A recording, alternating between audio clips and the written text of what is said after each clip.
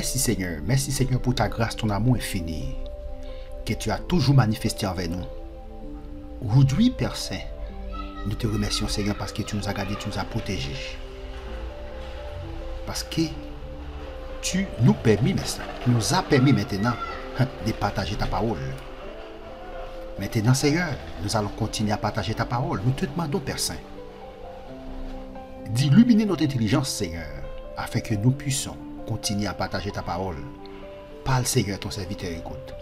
Non en vertu de le mérite, alléluia, mais au nom de Jésus ton Fils qui vit, qui est au siècle des siècles, amen.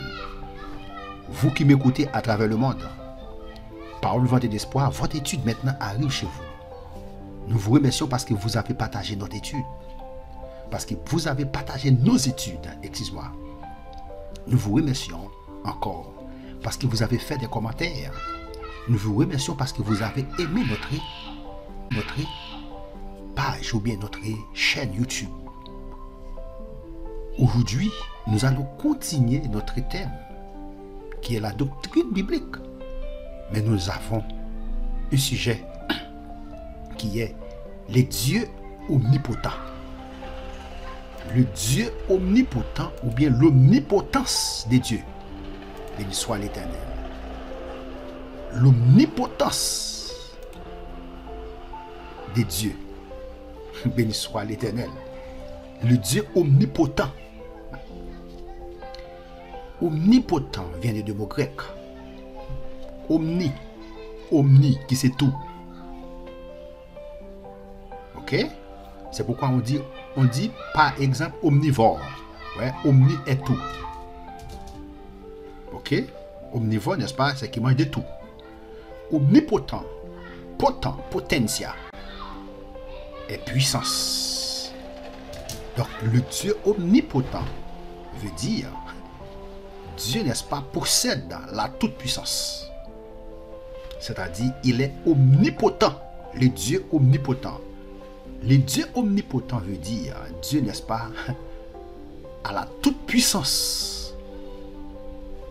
Il a toute puissance, tout pouvoir pour le faire salver. S'il n'a pas fait un bagage, c'est parce qu'il n'est pas capable. Il a pouvoir, il a puissance pour le retirer ou maintenant.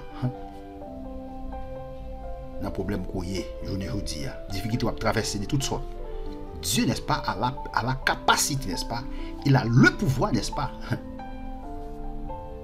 de vous protéger. Donc, c'est ce que nous allons étudier aujourd'hui, le Dieu omnipotent. Béni soit l'Éternel. Le Dieu omnipotent. C'est ce que nous allons étudier maintenant aujourd'hui. Donc, certaines religions basées sur orientales, taoïstes, présentent un équilibre entre les puissances du bien et les puissances du mal, entre le positif et le négatif, entre le yin et le yang. D'autres religions promettent à l'homme des moyens de s'élever en puissance pour finalement atteindre le niveau divin. Waouh!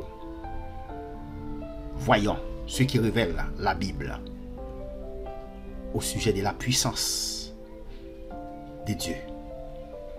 Nous prenons, alléluia.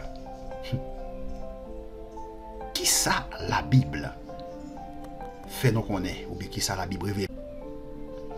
Nous avons vu dans les études 8 à 11 l'importance d'avoir une idée claire de ce qu'est la Bible. Selon Marc 12, verset 24. Nous allons lire ensemble Marc 12, verset 24. Nous lisons ainsi. Jésus leur répondit: n'êtes-vous pas dans l'erreur, parce que vous ne comprenez ni les Écritures, ni la puissance de Dieu. Béni soit l'Éternel.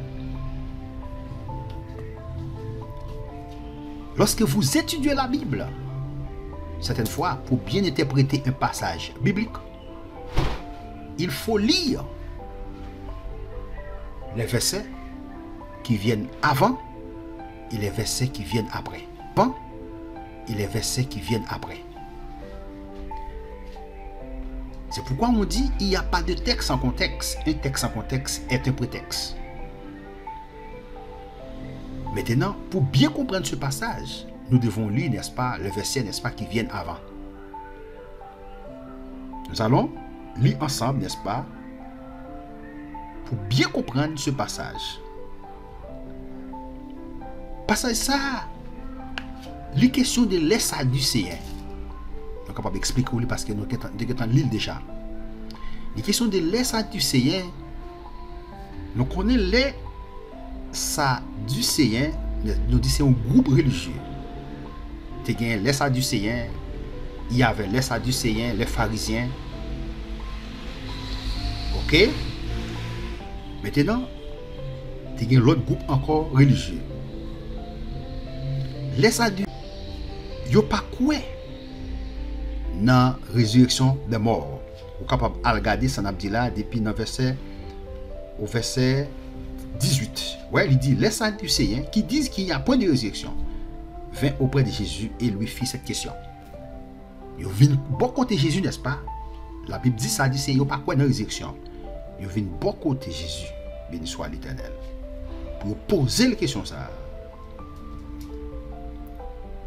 Qui ça vous dit? Vous dit maître. Voici ce que Moïse nous a prescrit. Il allait dans l'Ancien Testament. Il dit, mais ça Moïse te prescrit non. Si le frère de quelqu'un meurt et laisse une femme sans avoir d'enfant, son frère épousera sa veuve et suscitera une postérité à son frère. Il dit Jésus, mais ça, Moïse te prescrit non. Si mon frère ou madame, frère mourir, il pas quitter petit. Non, l'autre frère qui a possibilité pour venir prendre madame ça pour faire petit ensemble avec. Il dit, or, il y avait 7 frères. Il dit, Jésus, n'est-ce pas, il y a 7 frères. Le premier se maria et mourut sans laisser la postérité. Premier, il maria avec fille, il mourut pas quitter petit. Le second prit la veuve pour femme, deuxième frère. Il prend la veuve là pour madame et mourut sans laisser la postérité. Il dit, il en fut de même du troisième frère. Aucun des 7, avait dit 7 frères en tout, ne laissa de postérité. Il dit, grâce dans 7 frères, ça ne va pas quitter pour postérité, il ne va pas quitter petit. Après, et tous, la femme mourut aussi. Après, toutes 7 frères a fini de mourir, la femme n'a mouru tout. Il pose 23. Duquel d'entre eux sera-t-elle la femme? Il dit Jésus, dans la résurrection, femme ça, madame qui est la pied. Parce que tous les 7 frères ont mouru. Il va quitter petit. Il dit Jésus, dans la résurrection, madame ça, pour qui moun la pied même? Parce qu'elle était madame, il tout sous la terre. M'a tout ça. Question de madame, ma fille. Marie avec madame, c'est seulement sous la terre. Vous besoin comprendre ça. Automatiquement, on fait ça, on quitte la terre, non pas sous la terre encore. Après madame, Marie, ça finit. Félix Metch, hein? On regrette pour nous ça, mais c'est la vérité. Automatiquement, nous quittons la terre, pas de fait madame, Marie encore, ça finit. C'est seulement sous la terre, nous avons possibilité pour nous jouir bonheur mariage. Non? Il dit Jésus, madame, c'est madame qui est la pied dans cette frère. Il vient pour piéger Jésus, béni soit l'Éternel. Jésus, béni soit l'Éternel. Verset 24. Jésus leur répondit. Alors là, maintenant, on peut comprendre le passage. Nous pouvons comprendre maintenant le texte. Jésus leur répondit. Ça veut dire, il répond aux questions. Il dit, n'êtes-vous pas dans l'erreur? Est-ce que nous pas dans l'erreur? Parce que vous ne comprenez ni les Écritures. Jésus-Christ dit comme ça, nous pas comprendre ni les Écritures. Les Écritures ici, les questions de la Bible en un mot. Ça veut dire l'Ancien et le Nouveau Testament. Jésus dit, parce que vous ne comprenez ni les Écritures. Est-ce que nous pas dans l'erreur? Parce que nous pas comprendre la Bible, ni la puissance de Dieu. Verset 25. Il dit, car à la résurrection des morts, Jésus-Christ connaît, il n'y a pas de résurrection. À la résurrection des morts, les hommes ne prendront point des femmes. La résurrection, parce qu'il était un mauvais enseignement dans la tête, une mauvaise doctrine. Il dit, à la résurrection, les hommes ne prendront point des femmes, ni les femmes de Marie. La résurrection, papa le gars a fait madame pour prendre Marie, Marie pour prendre madame. Il dit, mais ils seront comme les anges dans les cieux. Il y a tant d'anges dans le ciel là. Béni soit l'Éternel. Selon Marc, ok? Selon Marc 12, verset 24. Que devons-nous bien saisir pour être en mesure de comprendre les Écritures? Que devons-nous bien saisir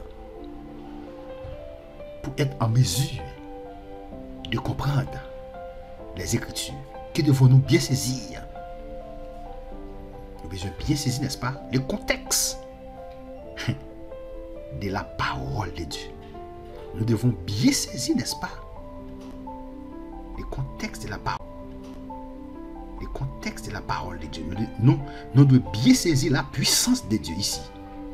C'est ça, Jésus-Christ pose la question, dit, que devons-nous bien saisir pour être en mesure de comprendre les Écritures?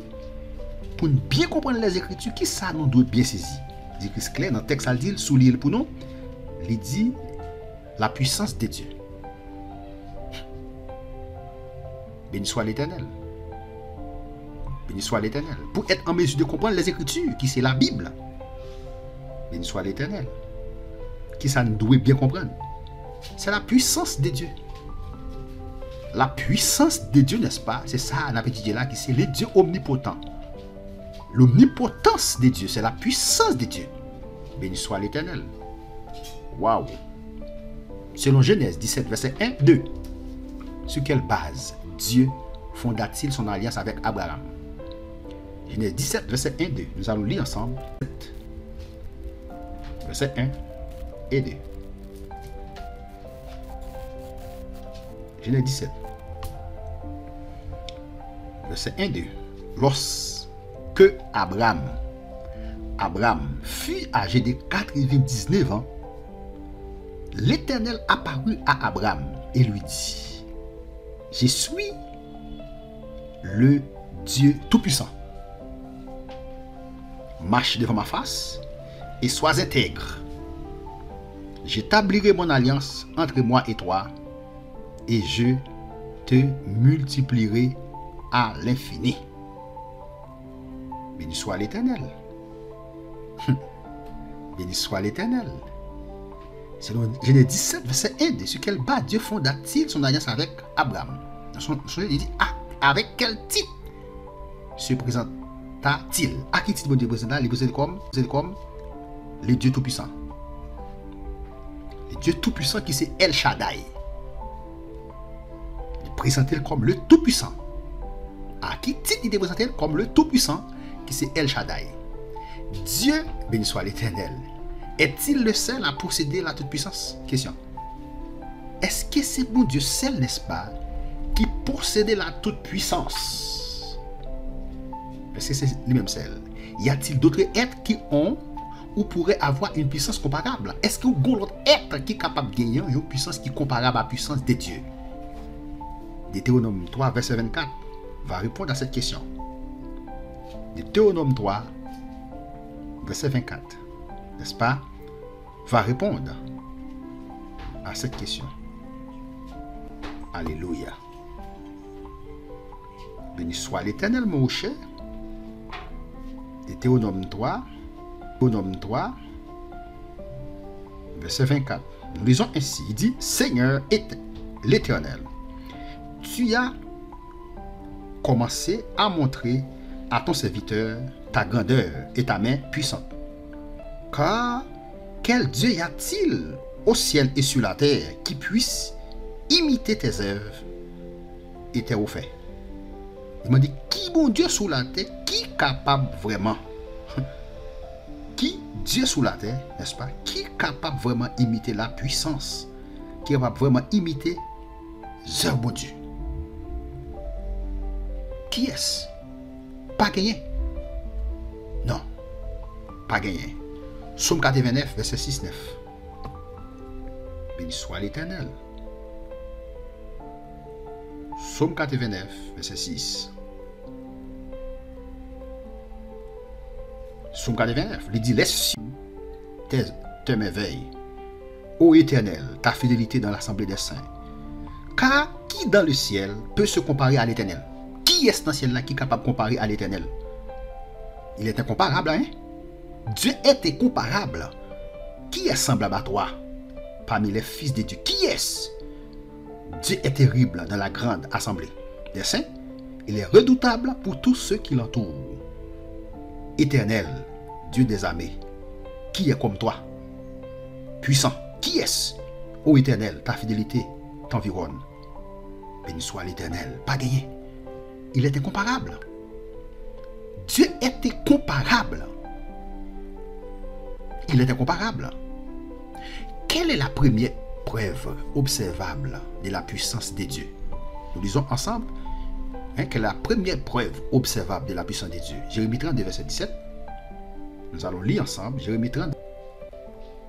Alléluia. Jérémie 32, verset 17. Jérémie 32, verset 17.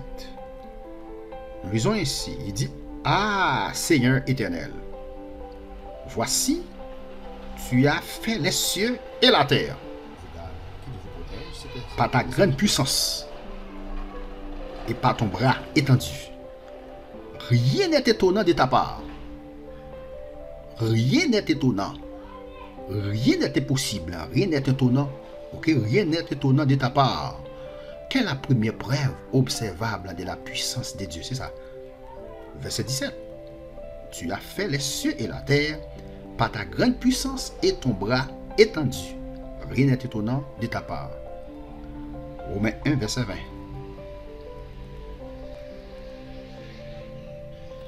Béni soit l'Éternel. Romains 1, verset 20. Alléluia. Romains 1, verset 20. Nous lisons ainsi. Romains 1, verset 20. En effet, les perfections invisibles de Dieu, sa puissance éternelle, ouais, sa puissance éternelle, soulignez pour nous, et sa divinité se voient comme à l'œil. Depuis la création du monde, quand on les considère dans ses ouvrages, ils sont donc inexcusables. Alléluia. Ils sont donc inexcusables. Béni soit l'Éternel. Béni soit l'Éternel. Ils sont donc inexcusables. Que Dieu vous garde. Que Dieu vous protège.